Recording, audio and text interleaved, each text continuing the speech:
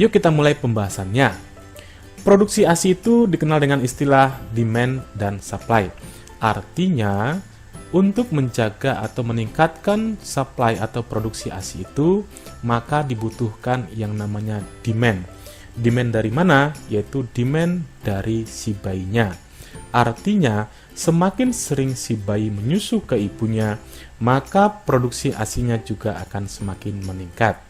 Nah, demikian juga ketika bayinya jarang menyusu ke ibunya, maka otomatis supply atau produksi dari ASI-nya semakin lama akan semakin berkurang. Nah, sekarang pertanyaannya adalah bagaimana ketika misalnya si bayi tidak menyusu ke ibunya? Misalnya keadaan bayinya sakit, atau lahir prematur, atau keadaan bayinya lahir dengan berat lahir rendah. Bagaimana? Kan si bayinya tidak bisa menyusu. Maka untuk menjaga atau meningkatkan produksi ASI ini bisa kita lakukan dengan memerah ASI. Jadi memerah ASI itu adalah cara lain untuk meningkatkan produksi ASI selain menyusui bayi langsung. Nah, itu istilah demand dan supply. Nah, pertanyaan berikutnya adalah seberapa sering sih kita harus memerah ASI? Nah, memerah ASI ini mirip sekali dengan ketika kita menyusui bayi kita. Nah, jadi frekuensi memerah ASI itu ikut dengan frekuensi menyusu si bayinya. Misalnya, ketika bayi itu usianya 1 minggu sampai 1 bulan, kita tahu bahwa bayi itu akan menyusu ke ibunya kurang lebih setiap 2-3 jam sekali. Nah, frekuensi memerah ASI itu juga ikut dengan frekuensi menyusu tadi. Misalnya setiap 2-3 jam. Nah, frekuensi ini akan semakin lama, semakin berkurang seiring dengan bertambahnya usia si bayinya. Nah, walaupun memerah ASI itu dapat meningkatkan produksi ASI, tetapi proses menyusui langsung kepada bayi itu tetap yang paling baik dibandingkan dengan memerah ASI. Karena dengan menyusui langsung ke bayi, maka pengosongan payudara itu lebih efektif dan efisien, dan rangsangan si bayi terhadap payudara juga dapat meningkatkan hormon-hormon laktasi dari ibunya, khususnya hormon oksitosin dan prolaktinnya. Nah, banyak sekali kendala ketika ibu harus memerah ASInya. Salah satu yang paling sering kendalanya adalah lingkungan, di mana pada saat ibu memerah ASInya itu butuh yang namanya lingkungan yang private atau lingkungan yang nyaman dan tenang. Karena dengan lingkungan yang nyaman dan tenang ini dapat meningkatkan hormon-hormon laktasi ibu tadi. Nah, ada banyak alasan seorang ibu memerah ASInya atau seorang ibu kita anjurkan untuk memerah ASInya. Yang pertama adalah pada keadaan pembengkakan payudara, di mana untuk mencegah keadaan mastitis atau infeksi pada payudara atau abses, itu kita menyarankan ibu untuk lebih rajin atau segera untuk memerah ASInya. Atau pada keadaan bayi yang sakit, di mana bayinya tidak bisa menyusu langsung ke ibunya, ini juga kita lakukan atau kita sarankan ibunya untuk memerah ASI agar nanti ASInya dapat diberikan pada bayinya. Demikian juga pada keadaan ibu bekerja, di mana pada ibu bekerja itu maka peluang untuk menyusui bayinya itu akan semakin berkurang. Nah, untuk mencegah pembengkakan payudara dan juga untuk menjaga agar produksi ASI tetap banyak, maka kita sarankan orang tua atau ibu tadi untuk memerah ASInya. Di samping itu juga, memerah ASI itu dapat menjaga persediaan ASI di rumah pada keadaan ibu dan bayinya terpisah.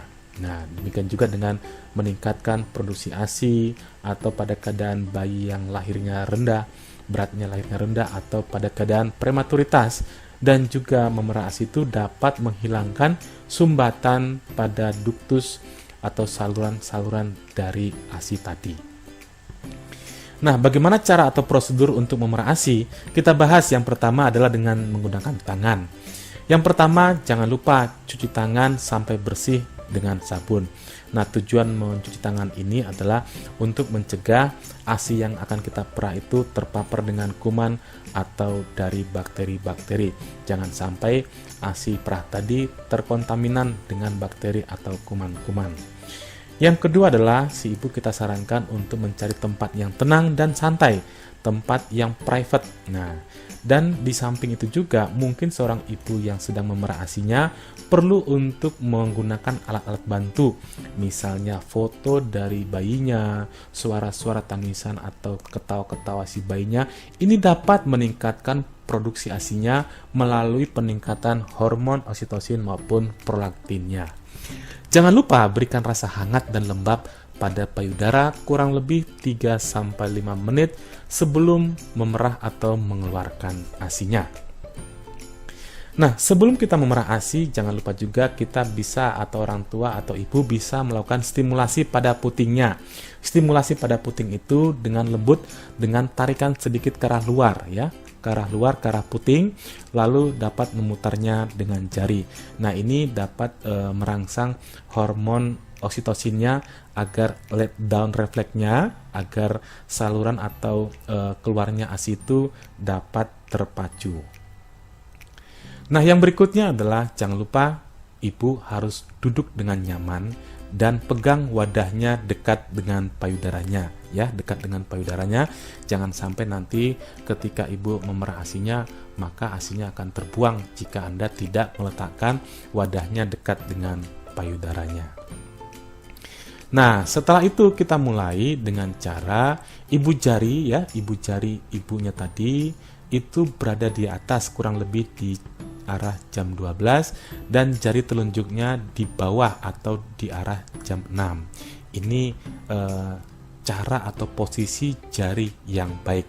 Diletakkan di mana? Yaitu di perbatasan antara areola ya. Areola itu adalah bagian dari payudara yang berwarna lebih gelap atau berwarna lebih kecoklatan. Jadi persis di perbatasannya tadi. Jadi jangan di areolanya atau jangan di putingnya, karena puting ini tidak ada ASINya. Yang ada ASINya adalah di daerah di areolanya tadi. Nah, ini adalah cara atau posisi jari yang baik. Nah, apabila kita sudah meletakkan jarinya dengan baik, maka jari tadi ditekan ke arah dinding dada, jadi ditekan ke arah dalam. Nah, setelah ditekan ke arah dalam, lalu dikompres atau dipencet ke arah luar. Nah, dengan kita kompres atau ke pencet ke arah luar, maka ASINya akan keluar. Lakukan relaksasi dan diulangi secara sempurna. Nah, ini jadi itu ditekan ke arah dalam, lalu dipencet ke arah luar, lakukan berulang-ulang. Nah, hal-hal yang harus diperhatikan ketika kita memerah ASI adalah bahwa memerah ASI itu adalah proses yang enjoy, artinya kita harus bisa menikmati dan tidak boleh dalam keadaan nyeri. Karena kalau misalnya kita memerah ASI dalam keadaan nyeri, berarti teknik memerah ASI kita salah. Nah, ini yang harus kita perhatikan. Dan ibu harus mengulangi pola yang teratur dan ditekan bagian payudara-payudara yang berbeda. Nah, contohnya ini tadi kan kita sudah memerah dari arah sini, lalu diputar ke arah syaras jarum jam. Nah, ini untuk mendapatkan atau memerah semua bagian-bagian payudara yang memiliki kandungan ASINya tadi ya. Nah, hindari menggosok dengan jari di atas kulit payudara. Artinya, tangan ini, jari ini itu hanya bisa memencet saja, bukan menggosok. Kalau misalnya ibu menggosoknya, maka pengosongannya tidak sempurna dan juga membuat daerah areola atau payudara ini akan lecet. Nah, ini yang harus ibu hindari. Jangan menggosok, tapi hanya memerah atau memencet saja. Nah, hindari juga memerah putingnya, karena puting ini tidak memiliki kandungan ASI. Yang memiliki kandungan ASI adalah di daerah areolanya tadi. Nah, jika Anda memencet putingnya, maka di samping ASI tidak keluar, juga akan mengakibatkan putingnya lecet. Nah, ini yang harus kita perhatikan. Nah, memerah payudara itu yaitu setiap 3-5 menit selama 3-5 menit sampai aliran yang kita rasakan itu akan berkurang. Nah, kemudian kita beralih pada payudara yang sebelah. Nah, masukkan ASI yang sudah kita perah tadi langsung ke dalam wadah yang bersih. Wadahnya bisa memakai gelas kaca atau bisa memakai mangkok. Ya, perhatikan pemilihan wadah ini harus bersih dan steril. Nah, apabila kita sudah selesai melakukan pemerahan ASI, kita dapat mengoleskan sedikit ASI tadi pada payudara tadi.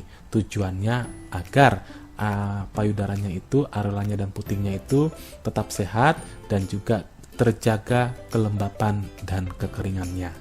Nah, proses memerah ASI tadi kurang lebih butuh 20-30 menit, yaitu total dari payudara yang kiri dan juga payudara yang kanan.